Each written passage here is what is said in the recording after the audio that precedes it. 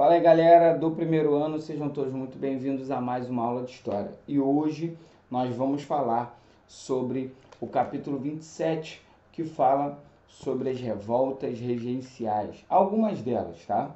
Então, existiram várias, mas aqui nós vamos falar as mais relevantes, né? As revoltas que são mais relevantes para a nossa história. Lembrando que lá no capítulo, na página 24, tem um quadrinho muito bacana mostrando as revoltas, os locais, os líderes, características, objetivos e também razões para esses movimentos, tá bom? Mas antes de mais nada, é importante nós entendermos que o período regencial ele foi o período em que o Brasil ele esteve sendo governado por regentes que, né, após aí o primeiro reinado, né, o primeiro reinado ele aconteceu lá com a independência e depois Dom Pedro abdicou o trono em 1831 e esse período regencial ele durou de 1881 a 1840, tá? E a Constituição de 1824 dizia, né, que após aí afirmava que o imperador tinha que ter 18 anos para poder assumir o governo. Então, como ele era menor de idade, ele teve que os regentes tiveram que governar no lugar dele, tá? Assim, né, na verdade, enquanto, né, os regentes não fossem eleitos, o poder poderia ser exercido aí por uma regência provisória, também composta por 3 membros, né? Ministro da Justiça, ministro do Conselho e também o ministro de Estado. Mas em 1831, né, o poder executivo ele era exercido aí por uma regência trina provisória, tá? De junho de 1831 até outubro de 85 por uma regência trina permanente, né? Escolhida aí por uma Assembleia Geral. Em 1831, os regentes criaram aí a Guarda Nacional com o objetivo de assegurar a estabilidade do país e também durante o período regencial, em 1834, foi criado aí o Ato Adicional, tá? Esse ato adicional modificava um pouco as regras, tá? Esse ato adicional foi como se fosse uma emenda aí à Constituição, tá? Foi aí modificado, né, a Constituição Brasileira de 1824 e uma das modificações foi a criação da Assembleia Legislativa das Províncias, que dava, né, mais autonomia e liberdade às províncias, liberdade de criar também impostos e também controlar as finanças e o comércio. No entanto, essas assembleias estavam subordinadas aos mandos, né, do presidente das províncias e que, em sua vez, era indicado pelos regentes, tá? Outras modificações uma outra modificação foi a substituição da regência trina para a regência una, tá? E o regente seria eleito com um mandato aí de 4 anos. Gente, é muito importante nós sabermos que essas mudanças foram um dos fatores, né, de condução aí para essas revoltas que estavam acontecendo, tá bom? O primeiro regente ele foi o Diogo Feijó, tá? O padre Diogo Feijó. Governou aí de 35 a 37, quando ele renunciou, e o segundo foi Pedro de Araújo Lima, tá? Pedro de Araújo Lima, que governou aí até 1840, beleza? Durante o período regencial, nós temos aí a consolidação de alguns grupos políticos que estavam fazendo parte aí do contexto histórico do Brasil. Nós temos aí grupos que entravam sempre em choque, né? Como, por exemplo, o grupo dos restauradores, ou que eram conhecidos como caramurus, que eram compostos por comerciantes, militares e portugueses, que queriam a volta de Dom Pedro I ao governo e deixou aí de existir após a morte dele, né? Esse partido foi abandonado após a morte dele em 1834. O grupo dos moderados, que eram os chamingos, né, que eram formados primeiramente por grandes proprietários de terras, que eram a favor da monarquia, tá? E também nós temos os grupos dos exaltados, ou jurujubas, como eram conhecidos também. Eles defendiam reformas sociais, políticas, voto para todos e a instalação das indústrias e o fim do poder moderador de Dom Pedro. Falando sobre as rebeliões regenciais propriamente dito, as divergências entre progressistas e regressistas, né, juntamente com as péssimas condições de vida de boa parte da população, desencadearam aí diversas rebeliões nas províncias em várias regiões do país. De modo geral, as principais províncias, né, os principais rebeliões, né, contra o excessivo controle do governo, né, tinham um caráter geralmente separatistas. As principais revoltas foram a Cabanagem, Cabanagem, Sabinada, Balaiada e a Guerra dos Farrapos. A maior parte, né, das revoltas foram sufocadas pelas forças do governo, com exceção aí da Guerra dos Farrapos, que terminou mediante uma negociação com a chegada aí de Dom Pedro ao poder, tá bom? A cabanagem ocorreu na província do Pará, tá? De 1835 a 1840. No seu nome, né, ela se deriva, né, ele vem das cabanas construídas às margens dos rios, né, onde os cabanos, os caras que participaram desse movimento viviam. Naquelas palafitas, né, casas que eram sobre rios, enfim. Os principais líderes foram aí Félix Malcher e também Francisco Vinagre. Eu acho que também o Eduardo Angelim, né? Eduardo Angelim também. Isso aí. Vê aqui. Eduardo Angelim, Francisco Vinagre e Clemente Malcher. Isso aí. Minha cabeça é braba. Mas vamos lá. As causas principais foram as revoltas dos liberais como presidente, nomeando aí um governo nomeado aí pelo governo regencial, e a situação de miséria dos cabanos. As revoltas resultaram no domínio sobre Belém durante um ano e as lutas no interior do Pará. Então, eles estavam lutando por por melhores condições de vida e também devido à mudança na presidência da província, né? Na presidência aí nomeado aí pelo governo regencial, tá bom? Nós temos um outro movimento que foi a Sabinada, que ocorreu na província da Bahia de 1837 a 1838. Seu nome se originou aí do líder do movimento, que era Francisco Sabino. A causa principal desse movimento foi a insatisfação das autoridades impostas pelos regentes na província. A revolta resultou na organização da República Baiense, tá bom? Do outro lado aqui nós temos a Balaiada, que ocorreu na província do Maranhão de 1838 a 1841, e seu nome, né, derivava do fato que parte dos revoltosos eram fabricantes de balaios.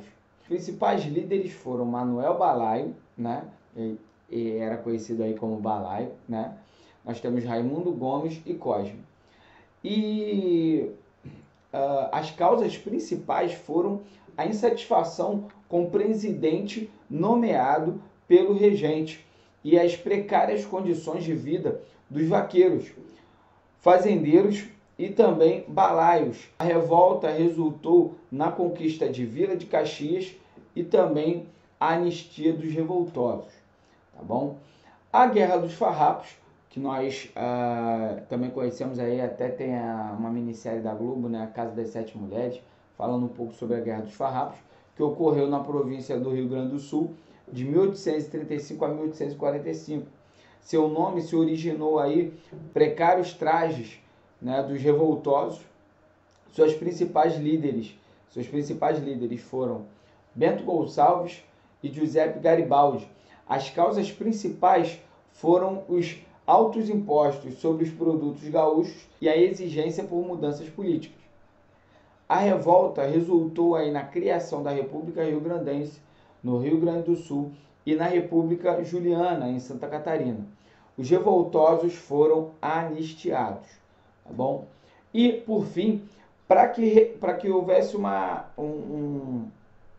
um conserto, né, entre esses movimentos, houve aí o que nós chamamos de golpe da maioridade, que foi um golpe dado antecipando a maioridade de Dom Pedro, que tinha 14 anos, para que ele pudesse assumir o governo brasileiro para poder tentar dar uma paz ou tentar apaziguar todos esses movimentos, tá bom? Já falando sobre a história 2, tá? Capítulo 27, nós vamos falar aqui sobre o período napoleônico, tá? Até 1802, o governo francês ficou nas mãos aí de 3 cônsules, tá? Sendo Napoleão o primeiro a tomar as decisões. De 1802 a 1804, Napoleão estabeleceu o consulado Uno, tá? E de 1804 a 1815, ele instituiu o chamado Império. Então, o que é importante nós sabermos aqui é que o período napoleônico ele é dividido em algumas partes. Primeiro, consulado, depois nós temos o Império e, por fim, nós temos o governo dos 100 dias, tá? Então, vamos lá.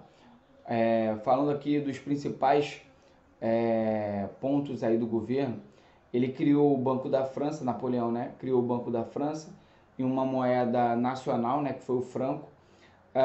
Também com obras públicas, deu ocupação a vários desempregados, incentivou a industrialização, fortaleceu a instrução política, publicou o Código Civil Napoleônico, que isso também foi uma das grandes realizações dele, né? E realizou o expansionismo francês por toda a Europa, tá? Vencendo toda a Europa Ocidental, Napoleão ele encontrou aí uma maior dificuldade em vencer a Inglaterra, maior potência, né?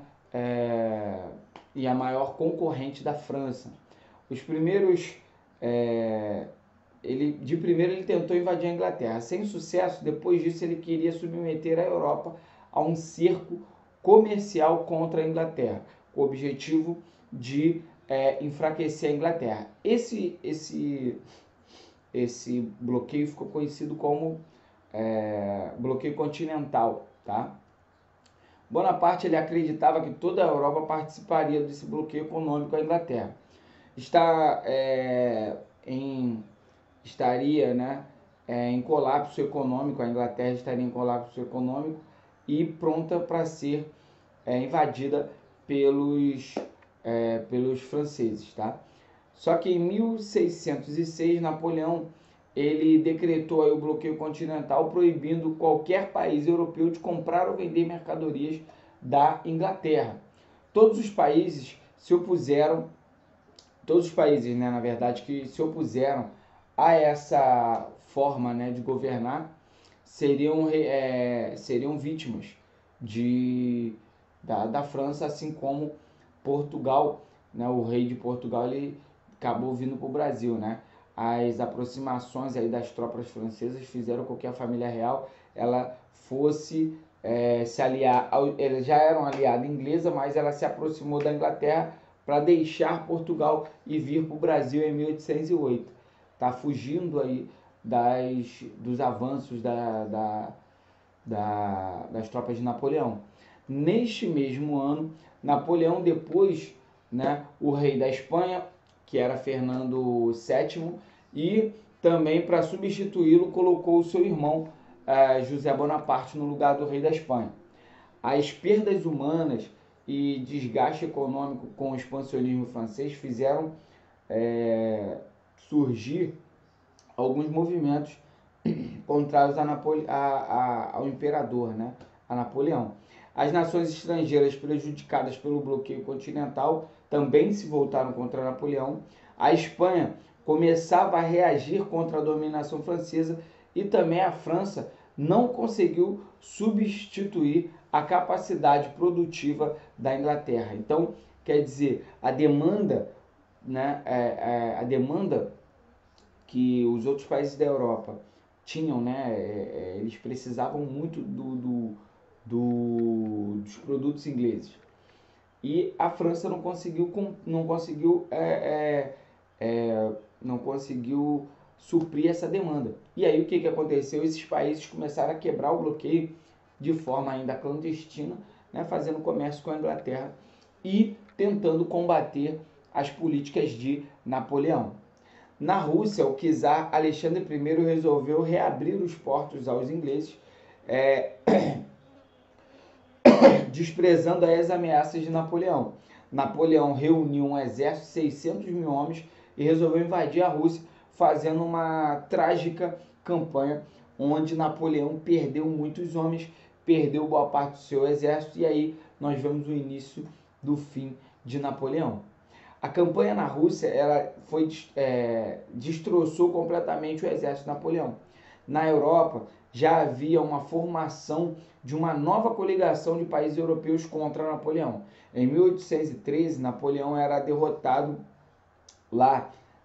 Em 1813, Napoleão foi derrotado por tropas inglesas, prussianas, russas e austríacas.